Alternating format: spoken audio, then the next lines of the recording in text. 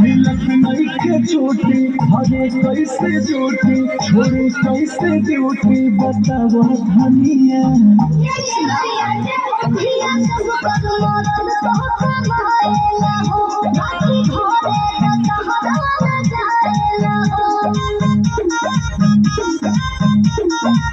हाल में आवे घरवा से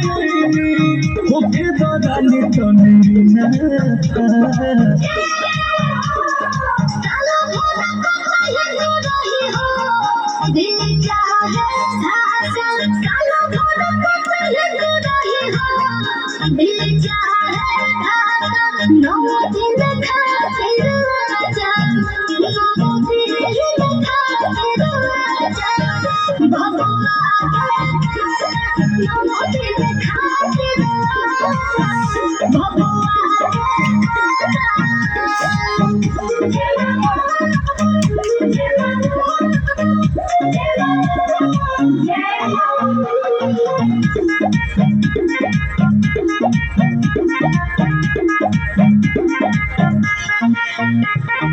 तुहरे रानी रुपया कमानी उदास हम बानी के डहकतनी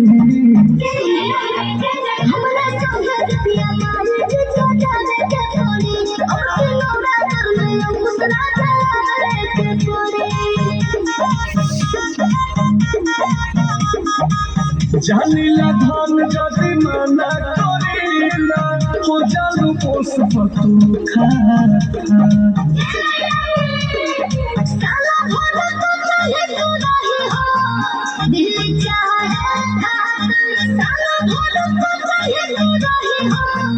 दिल